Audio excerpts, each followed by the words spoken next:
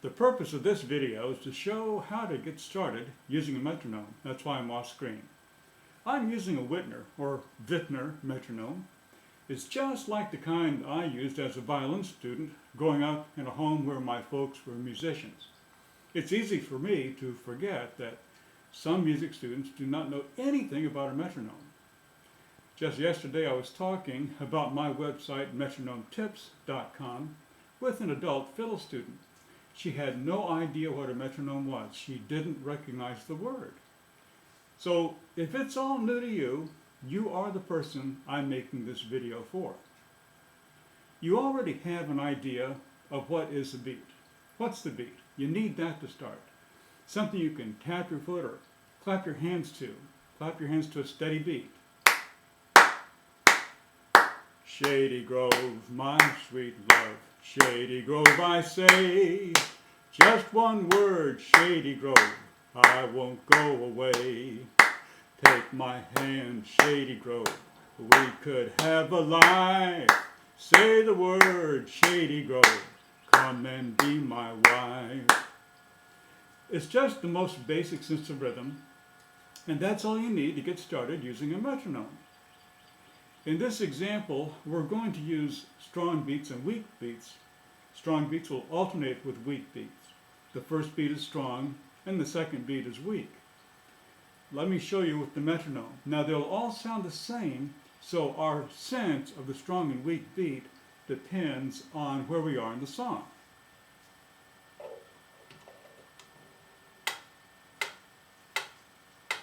Strong, weak, strong, weak. That corresponds to music that is called 2/4 time. 1, 2, 1, 2, 1, 2, 1, 2. Shady Grove, my little love, Shady Grove, I say. Shady Grove, say the word, I won't go away. And now I'm switching to the fiddle.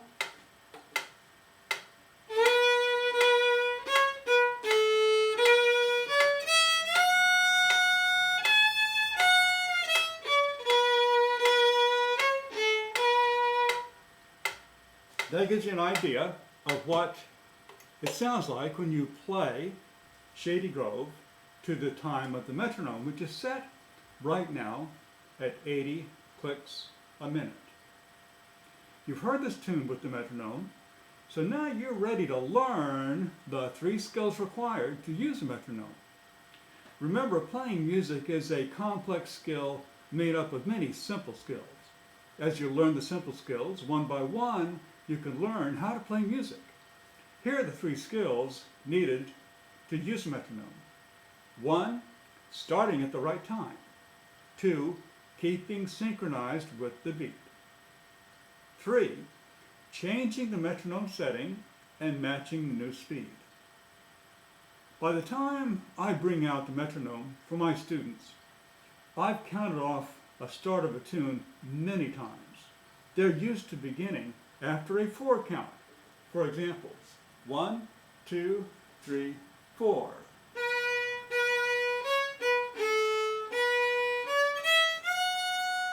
That would be an example of counting off 4 and then starting.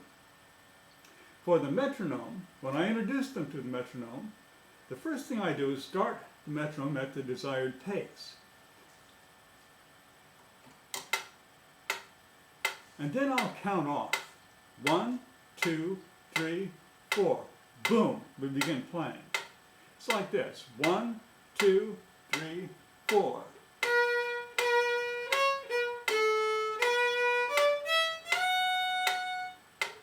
Now, because the sound of the metronome is the same, whether it's left, right, any one of those could be the first or the second beat. For the rest of this time, I think I'll try to stick to the left side as being a 1, 1, 2, 1, 2, just for the sake of consistency, although it doesn't really matter. Now we're going to start the metronome, that is, start with the metronome by counting off, and first I'll play with the student, and then second, I'll count off and let the student begin. When they've done that a couple of times, then I'll ask the student to count silently and begin playing. That usually only takes maybe 2 or 3 times and they've got it. Then they're ready to move on to the next step. The first step is starting with the metronome, preferably on a what you might think of as a strong beat. Now some metronomes will give a different sound on the strong beat, which is why I keep bringing this up, and in a future video we'll go into that further. Right now I want to say that the good thing about the Wittner metronome is that you can start at any time and the rhythm will fit fine with wherever the metronome is, whether one side or the other. The next skill is not as easy. Now we want to start playing and keep even with the pace of the metronome.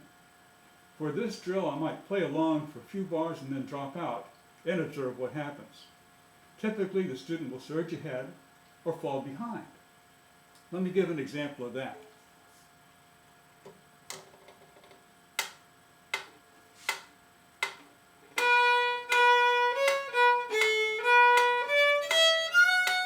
Could you hear how I went ahead? Or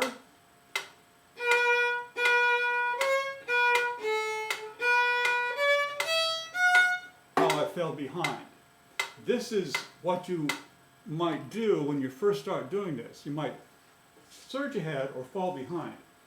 So the next skill to learn is to identify when you're going ahead or when you're falling behind, just at the moment that it happens. Once you can do that, you're really on the verge of successfully playing with the unyielding beat of the metronome. So let's say you've gotten to where you can start with the metronome and play along at a steady beat. Now you're ready for the final step. You're going to change the setting of the metronome and get into the groove as quickly as you can of the new setting. Usually that means faster. We've been playing at 80. We're going to put it down 1 notch to 84. Here's what it sounds like.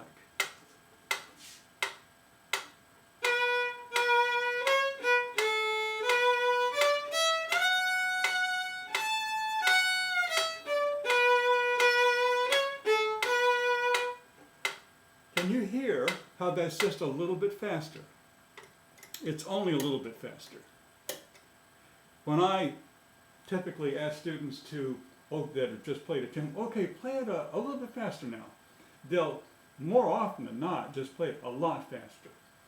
The ability to play something just a little bit faster or a little bit slower is a learned skill. And the metronome can help you learn this skill. In a practice session, you might play a piece with the metronome and then put it up a notch and play it faster, and then another notch and play it faster, and at some point you find yourself making flops. At that point you go back a little bit and you play at a speed that you were successful at more until you feel relaxed with it, and then move it up again. Sometimes you may choose to set at a slower speed. For example, let's say you learn the tune by ear, by heart, and you wanted to teach someone how to play it. You're used to playing at this speed.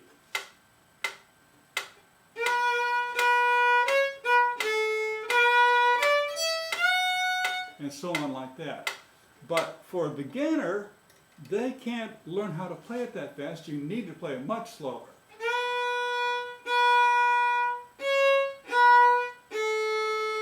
And you might, at that speed, be wondering what happens next.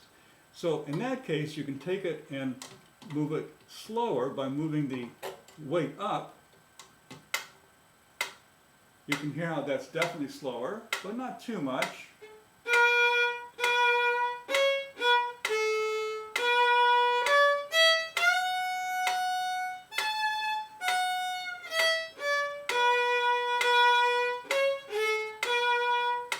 And you could continue, if you needed to, playing it slower, more and more slowly, until you have it at a speed that a beginner could match and learn from.